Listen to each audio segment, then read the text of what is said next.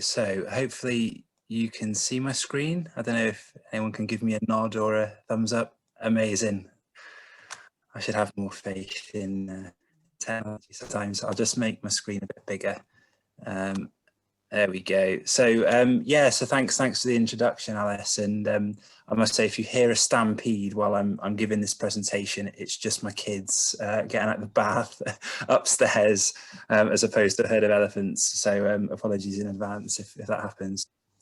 So yeah, as Alice said, I work for a company that does a lot of the measurement, and we work with companies and councils to help measure and then manage their carbon emissions.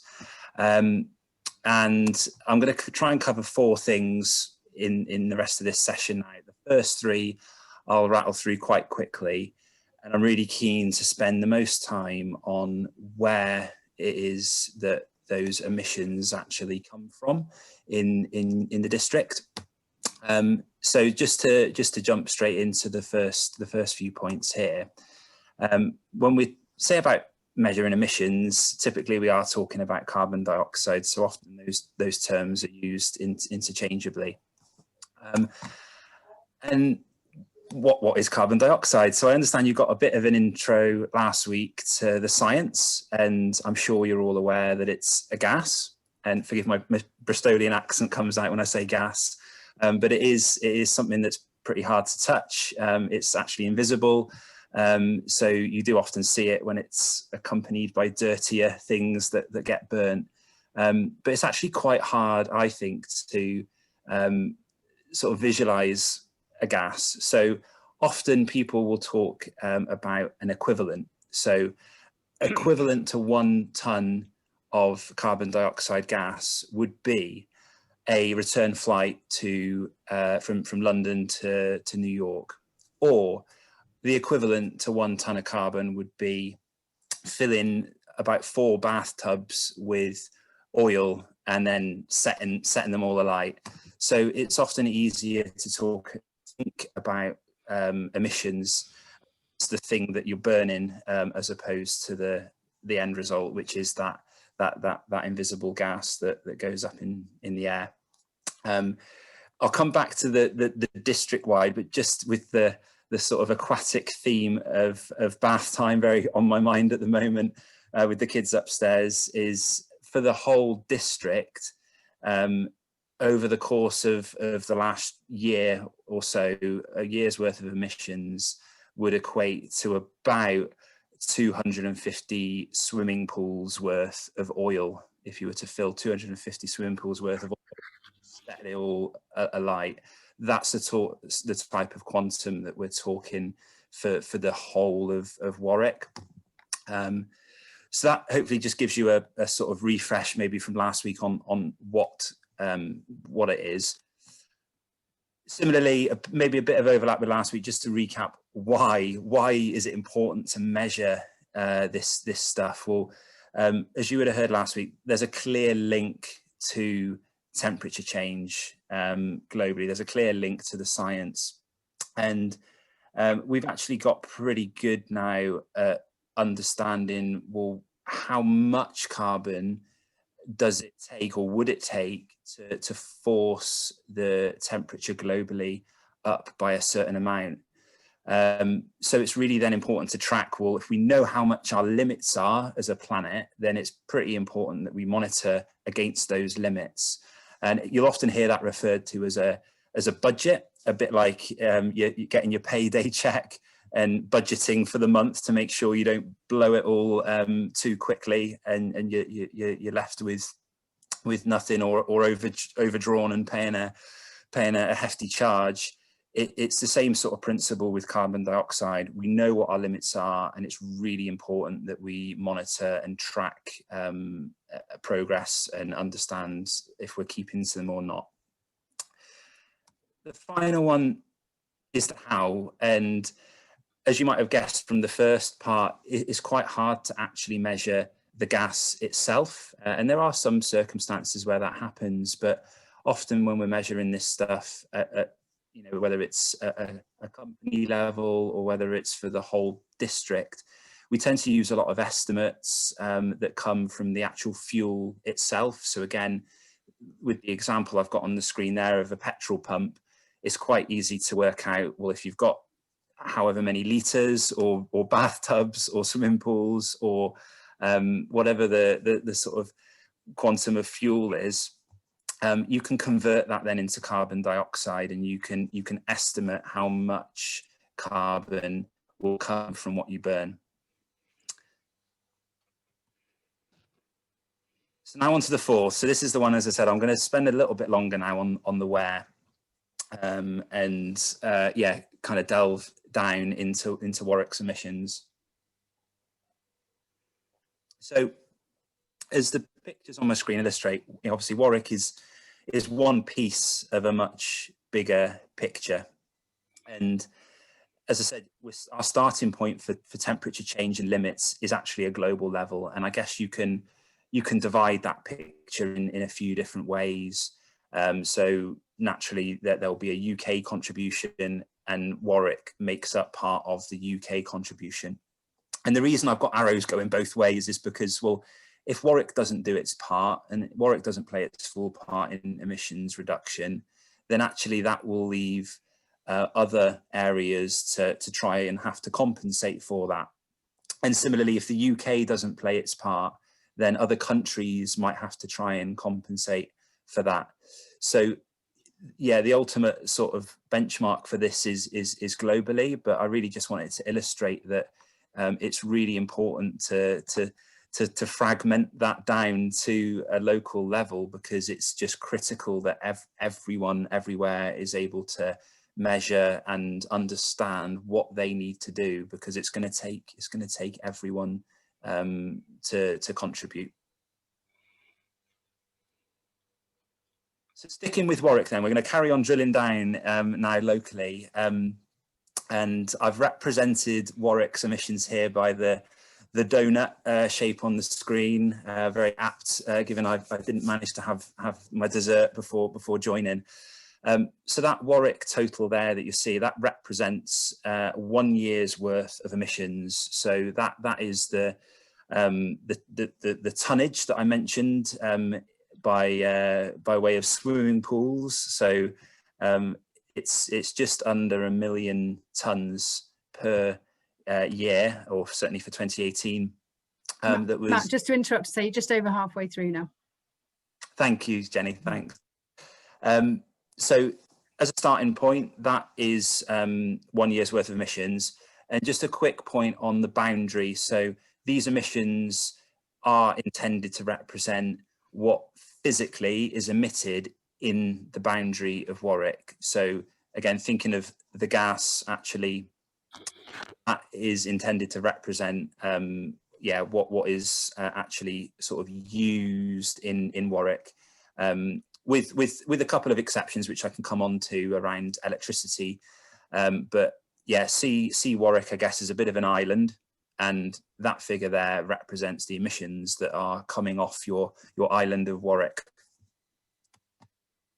So to go the next layer down, what I've done with the donut is I've sliced it into a load of different emission sources, and or sectors sometimes we'll refer to these as.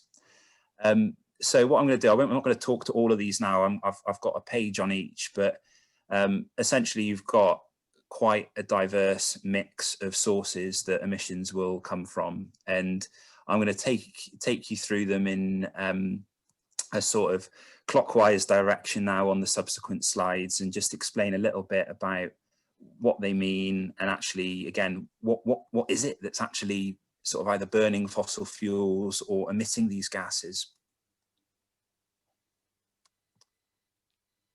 So first one, so homes. So pretty much all of us this evening sat in one of them, and I'm sure you're like me, sat with perhaps the heating on, lights on, which I can see mine's causing something funny to happen with my webcam. I must have got a cheap light bulb.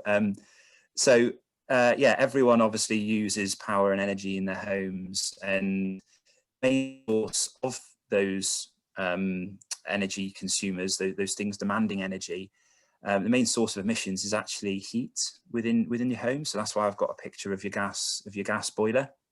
And so most homes in the UK, let alone Warwick, are connected to the gas grid. Excuse me, and that is the primary source of emissions. Lighting, again, I mentioned it's consuming electricity, which has an emissions impact, as do appliances. So I've put a picture of a fridge, not my fridge, I must add, but certainly not that well stocked. But other things like TVs, any technology, computers, it's all consuming electricity, which all has a carbon impact. I think a couple of quick other points on homes. So different homes consume different amounts of energy, and certainly thinking in terms of heat, I'm sure a few of you have probably got the odd room in your home that is probably a bit drafty or a bit cold, or indeed some of you might just be living in draftier homes than others and are regularly having to pull on a jumper or put the heating on. And so it's actually really important to think about how well the homes retain heat, because that in turn is really closely linked to how much carbon your home will be emitting, how much you're needing to heat it. So things like having insulation in your loft, having double glazed windows, having insulation in your walls, floors, draft proofing, smart controls to be able to turn the heating down easily or set a timer for it to come on and off. All these things can really vary between house to house, and they all have a direct link to how much carbon is being emitted each year. I think the final thing to point out on homes and emissions in the home is that where there are cases of homes needing a lot more energy and using a lot more carbon, often there's a load of other consequences to that, because actually it all costs money, and a lot of people would rather actually save the money and have a better level of comfort, but then with less money they might actually not be eating as well. And so we've seen a lot of cases where malnutrition and other health impacts occur. Similarly, and very apt at this particular time in the year, a cold, damp home can also be linked to respiratory problems and a load of health impacts from that perspective. And finally, a cold home has also been proven to link to mental health issues and challenges there as well. So appreciate this is about carbon, but some of those things that make a house more carbon intense can also really have some big impacts on other health and economic elements.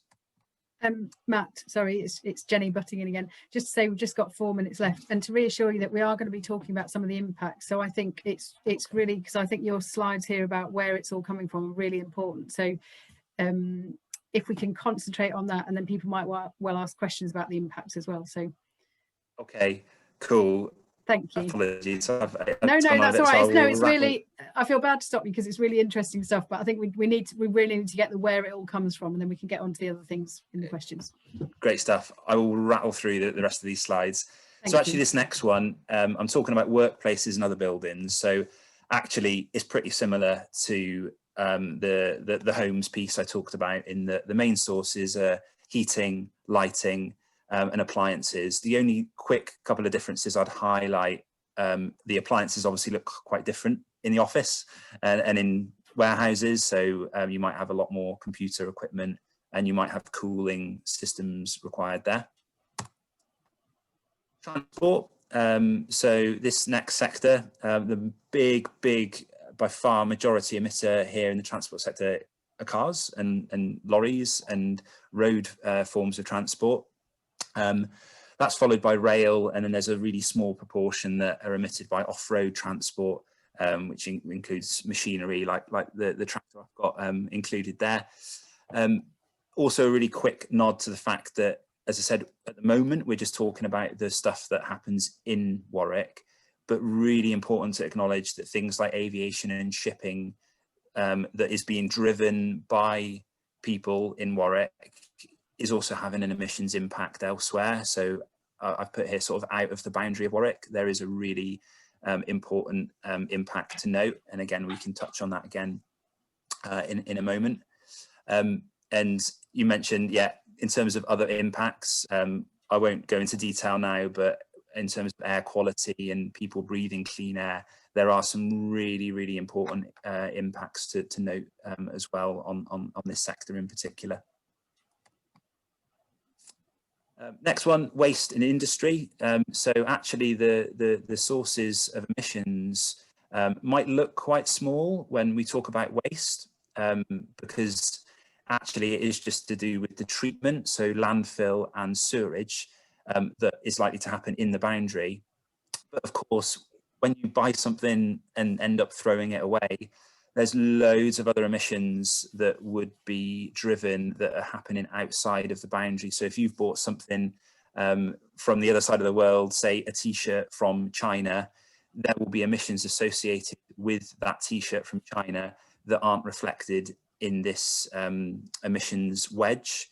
And so again, I've got a box here about the out of boundary emissions that also are really, really closely linked to this as a topic. And to give you an idea, when we talk about the in-boundary emissions, there are estimates that reckon that this could be less than half of the picture, and that nationally for the UK, all of the emissions that are being driven by the UK but actually happen out of the UK, they could actually be bigger. And so just a really important point to note that yes, waste is really important, reducing waste really important, but when we're talking about the actual impact in the boundary, it does look quite small. And as I said, it's for those reasons that it is just the in boundary we're focusing on at this stage. Matt, I've added a bit of time to take into account my own interruptions, but you've got a minute left now. A minute, that's fine. Yeah. I'm on the last one. Okay, so, great. Yeah, so yeah, second to last is agriculture land use. I understand last week again you heard all about how cows as the most carbon intense source of livestock do like to burp and fart, and that is actually got quite a really big carbon impact. And also land use actually a positive in this picture. So land use and absorbing carbon, sequestering carbon back in is actually a really good thing, and it's sending emissions in the right way. But as you can see, it's a really, really small amount relative to everything I've talked about at the moment. And the final one, so just a quick point really on energy supply. So actually, with the exception of the livestock and the land, all the other sectors that I've talked about have already, I guess, kind of assumed that this has been counted. And so I just wanted to really highlight that if you were to reduce your electricity supply, if you were to improve your renewable energy supply and say have a solar panel, then that comes out when you plug something in the wall. So one of your appliances in your building, that's where the saving is recognized. There's not an extra sector or an extra slice to take out of the donut, so to speak, when we're looking at Warwick's emissions, because it already is impacted elsewhere. But I guess that one category in its own, and I'm sure there might be some questions on that last one, which I'm happy to come back to a bit later on in the session, but I'm sure that's my minute. I've probably